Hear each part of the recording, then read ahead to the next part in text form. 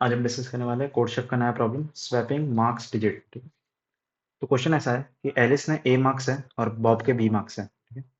अभी दोनों जो नंबर्स है वो 2 डिजिट नंबर्स है जिसके अंदर जीरो नहीं होता। ठीक है। तो उसको क्या करना है, Alice wants her marks to display higher than Bob. ठीक है।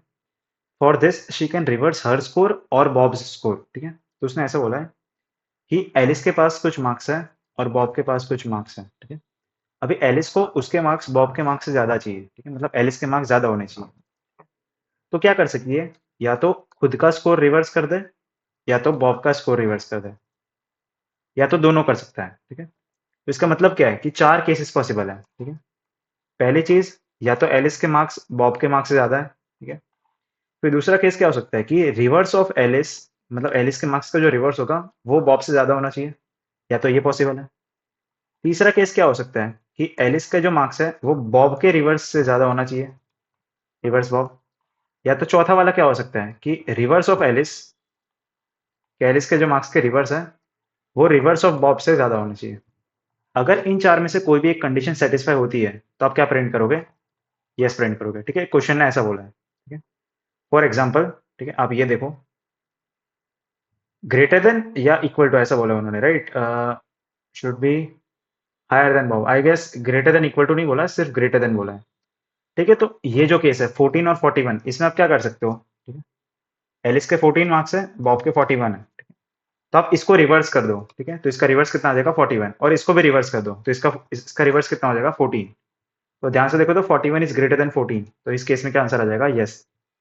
ठीक है। मान लो ये वाला क्वेश्चन देखो, 12 और 34। ठीक है। अ, ठीक है, एलिस के 12 मार्क्स है और इसके 34 मार्क्स है। अभी आप इसको रिवर्स करोगे ना तो भी ये फॉलो नहीं होगा। ठीक है। ये तो फॉलो नहीं हो रहा। अगर आप इसको रिवर्स कर दोगे तो भी ये फॉलो नहीं हो रहा। ठीक है। अगर इसको सेम रखे और इसको रिवर्स कर दे तो भी ये फॉलो नहीं हो रहा। ठीक है। अगर दोनों को रिवर्स कर दे, दोनों को रिवर्स कर देंगे तो भी फॉलो नहीं होगा। ठीक है। तो चार में से एक भी कंडीशन सेटिस्फाई नहीं हो रही, तो इस केस में अपन क्या प्रिंट करेंगे, नो प्रिंट करेंगे। आई होप समझ में आ रहा है आपको। ठीक है। तो इसका आंसर कितना आ जाएगा, नो आ जाएगा। ठीक है। तो देखो, तो मेरे को क्या फाइंड किया, मैंने क्या फाइंड किया कि ये चार कंडीशन में से कोई एक कंडीशन सेटिस्फाई होनी चाहिए, तो अपन यस प्रिंट करेंगे। अभी क्वेश्चन ये आया कि रिवर्स कैसे फाइंड करेंगे किसी भी नंबर का।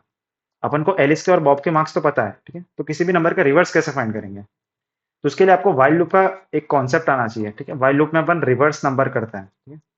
पर देखो, वाइल लूप तक सोचने की कोई नीड नहीं है। ठीक है। अपन क्या करेंगे, मैं डायरेक्टली सिंपल सोचूंगा। ठीक है। मान लो मेरा नंबर है 41। ठीक है। तो इसका रिवर्स कितना हो जाएगा 14। तो 14 कैसे मिला मेरे को, सोचो 14 कैसे मिला मेरे को। मैंने ये वन को टेंस प्लेस पे रख दिया और ये जो फोर है इसको वंस प्लेस पे रख दिया। मतलब ये फोर इधर आ जाएगा और ये जो वन है वो इधर आ जाएगा, राइट। तो अभी सोचो, अगर मेरे को ये वन अलग से मिल जाता है और अगर ये फोर मेरे को अलग से मिल जाता है, अगर वन अलग से मिलेगा फोर अलग से मिलेगा, तो मैं ये चीज कर सकता हूँ। ठीक है। तो वन जो है, वन क्या है, वन मेरी लास्ट डिजिट है। तो किसी भी नंबर में अगर आपको लास्ट डिजिट चाहिए तो आप एन मॉड 10 करोगे। मतलब जब 41 को मॉड 10 करोगे, 41 को 10 से डिवाइड करोगे तो रिमाइंडर कितना आ जाएगा 1। ठीक है। तो 1 मेरी क्या है, लास्ट डिजिट है। ठीक है। तो लास्ट डिजिट कितनी है मेरी, 1। और अगर मेरे को 4 चाहिए तो मैं n बाय 10 कर दूंगा। ठीक है। मतलब 41 को जब आप 10 से डिवाइड करोगे तो 4.1 आएगा, मतलब रफली कितना आ जाएगा, 4 आ जाएगा। ठीक है। तो 4 मिल गया मेरे को। ठीक है। तो अगर मेरे को रिवर्स नंबर बनाना है, ठीक है, अगर मेरे को रिवर्स नंबर बनाना है तो मैं क्या करूंगा, ये जो 1 है, ठीक है, ये जो 1 है इसको मैं 10 से मल्टीप्लाई करूंगा। ठीक है। 1 को मैंने 10 से मल्टीप्लाई किया और उसमें ये वाला जो 4 है इसको ऐड कर दिया मैंने। ठीक है। तो 1 इंटू 10 कितना होता है, 10 प्लस 4, मतलब कितना हो जाएगा 14। तो मेरा रिवर्स नंबर बन जाएगा ना, मेरा रिवर्स नंबर कैसे बनेगा 14। ठीक है। तो मेरा रिवर्स नंबर कैसे बनेगा, जो n मॉड 10 की वैल्यू है इसको मैंने 10 से मल्टीप्लाई किया, n मॉड 10 क्या देगा मेरे को, लास्ट डिजिट। ठीक है। तो मैंने 1 को 10 से मल्टीप्लाई किया और उसमें मैंने किसको ऐड कर दिया, इसको। ठीक है। तो ये नंबर कैसे मिलेगा मेरे को, n बाय 10 से। तो n बाय 10 से मेरे को फर्स्ट डिजिट मिल जाएगी। ठीक है। तो लास्ट डिजिट जो है, लास्ट डिजिट को मैंने 10 से मल्टीप्लाई किया और जो फर्स्ट डिजिट है उसको मैंने 10 से डिवाइड किया। ठीक है। तो इससे मेरे को मेरा रिवर्स नंबर मिल जाएगा। ठीक है। तो बस एलिस का रिवर्स नंबर निकालेंगे और बॉब का रिवर्स नंबर निकालेंगे और फिर उन दोनों को कंपेयर कर लेंगे। ठीक है। तो देखो, सी प्लस प्लस का कोड करेंगे। तो पहले टेस्ट केस वाला कोड है। ठीक है, in T while T minus minus. देखो दो नंबर है, एक तो एलिस है और एक बॉब है। ठीक है, एलिस के मार्क्स इनपुट ले लेंगे और बॉब के मार्क्स इनपुट ले लेंगे। ठीक है, मैं फिर क्या फाइंड करूंगा, मैं एलिस का रिवर्स फाइंड करूंगा। ठीक है, तो एलिस का रिवर्स कैसे आएगा? ठीक है, सोचो, अगर मैं एलिस मॉड 10 इंटू 10 कर दूं, किसी भी नंबर का रिवर्स कैसे आता है? वो नंबर को अपन मॉड 10 करेंगे इंटू 10 प्लस n बाई 10। ठीक है, ये आपको समझ में आना चाहिए। मतलब एलिस का जो नंबर है, इसको मॉड 10 किया मैंने, फिर उसको 10 से मल्टीप्लाई किया। ठीक है, और फिर इसमें मैंने किसको ऐड कर दिया? एलिस बाई 10 को। राइट, कोई भी n नंबर है तो इसका रिवर्स नंबर कैसे मिलेगा? रिवर्स नंबर कैसे मिलेगा? अभी बताया मैंने, n mod 10 into 10 plus n by 10। ठीक है, और ये जो है ये खुद का एक ब्रैकेट है इसका। डन, तो एलिस का रिवर्स मिल गया।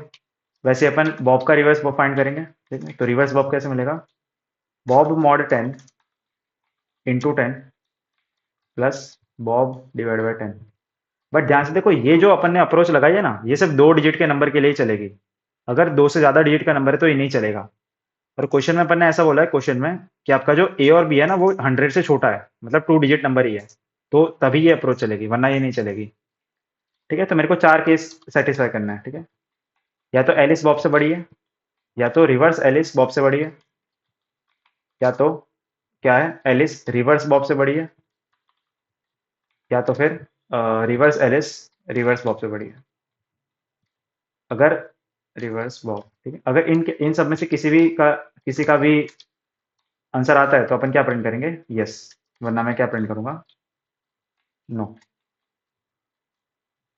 ठीक है, सो रन करके देखो।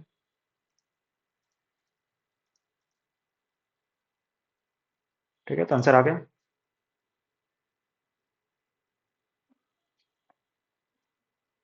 ऑलराइट, तो सबमिट हो गया। अभी जावा का कोड करेंगे। तो देखो क्या फाइंड किया मैंने। ठीक है, टेस्ट केस वाला इनपुट है, इनपुट फॉर्मेट पढ़ लो आप लोग, मैं डायरेक्ट लिख रहा हूँ।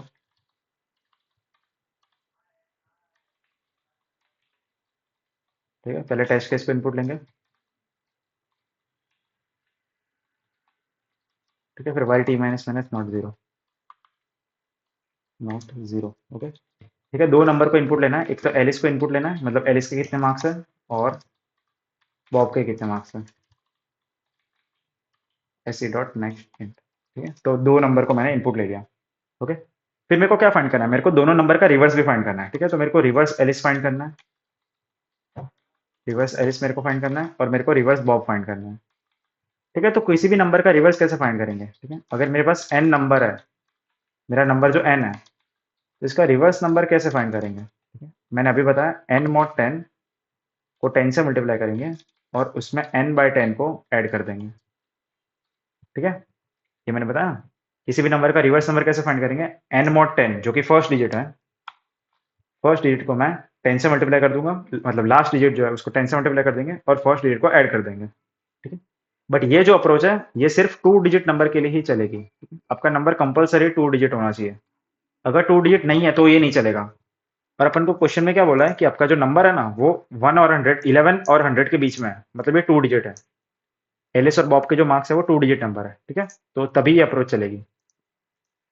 ठीक है, तो रिवर्स ऑफ एलिस कैसे फाइंड करेंगे?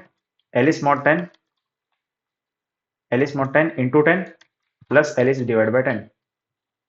राइट, तो अपन एलिस का रिवर्स नंबर मिल गया मेरे को। ठीक है, फिर बॉब का रिवर्स नंबर कैसे मिलेगा?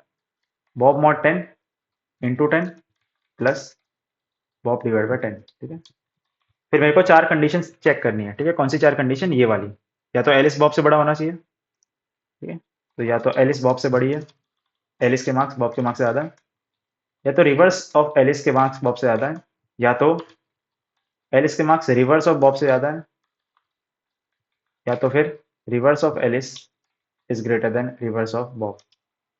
अगर इन सब में से कोई भी एक कंडीशन सेटिस्फाई होती है तो मैं यस प्रिंट करूंगा, अदरवाइज मैं क्या प्रिंट करूंगा? नो। ऑलराइट, समझ में आ रहा है?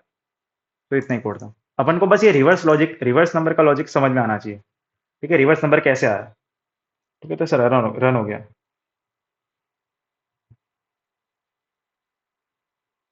ठीक ठीक है, करेक्ट आंसर। देखो आप इसको एक और तरीके से लिख सकते हैं, ठीक है, अगर आपको ये रिवर्स का लॉजिक बहुत कॉम्प्लेक्स लग रहा है, ठीक है, तो अपन एक फंक्शन बना देंगे रिवर्स नाम का। ठीक है, तो ये क्लास के अंदर मैंने एक फंक्शन बना दिया, पब्लिक इंट रिवर्स नंबर नाम का। और अपन क्या करेंगे, किसी भी नंबर का रिवर्स नंबर अपन रिटर्न करेंगे, ठीक है। तो मैं रिटर्न करूंगा किसको, N mod 10 into 10 plus N divide by 10, ये जो नंबर है इसको मैं रिटर्न करूंगा। ठीक है, आई होप आपको समझ में आ रहा है।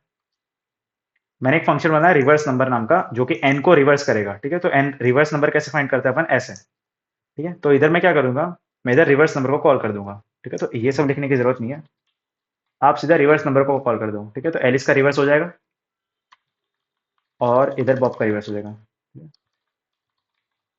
Equal to reverse number of Bob. ठीक है, तो ये थोड़ा सिंपल भी हो गया। ये जो रिवर्स नंबर नाम का फंक्शन है, ये वाला जो फंक्शन है, ये रिवर्स ही फाइंड करता है। ठीक है, तो पहले अपन एलिस का रिवर्स फाइंड कर लेंगे, फिर बॉब का फाइंड कर लेंगे और फिर चेक कर लेंगे। ठीक है, तो ये अप्रोच भी सही है। ठीक है, स्टैटिक लिखना जरूरी है, राइट। हाँ, स्टैटिक लिखना जरूरी है, पब्लिक स्टैटिक। हाँ, अब चलेगा। अब समझ में आ रहा है। ठीक है, तो अलग से फंक्शन भी बना सकते हो आप। अगर आपको ये बहुत कॉम्प्लेक्स लग रहा है, आपको बार बार लिखने का कंटाला आ रहा है, आपको एलिस का लिखना पड़ेगा फिर बॉब का लिखना पड़ेगा, तो इसकी जगह आप एक ही बार लिख दो। ठीक है, तो ये भी चलेगा। ठीक है, तो देखो ये भी आंसर करेक्ट आ गया। तो ये जो क्वेश्चन है इसकी टाइम कॉम्प्लेक्सिटी कितनी है, ठीक है, इसकी टाइम कॉम्प्लेक्सिटी है O1। बिकॉज अपन कोई भी एक्स्ट्रा ऑपरेशन कर ही नहीं रहे, ये जो मल्टीप्लाई कर रहे हैं, ठीक है, एन मॉड 10 कर रहे हो, एन डिवाइड बाई 10 कर रहे हो, ये सब तो O1 में चलता है ना, कॉन्स्टेंट टाइम में। स्पेस कॉम्प्लेक्सिटी कितनी है, ये भी O1 है, ठीक है? अपन ने एक्स्ट्रा स्पेस यूज ही नहीं की। ठीक है, बस वो वेरिएबल्स बनाए थे, वेरिएबल की तो स्पेस काउंट नहीं होती ना। ये सबसे ऑप्टिमल अप्रोच है। ऑलराइट, सो आई होप आपको समझ में आया होगा। मिलते हैं नेक्स्ट वीडियो में। Till then keep learning, take care, bye bye.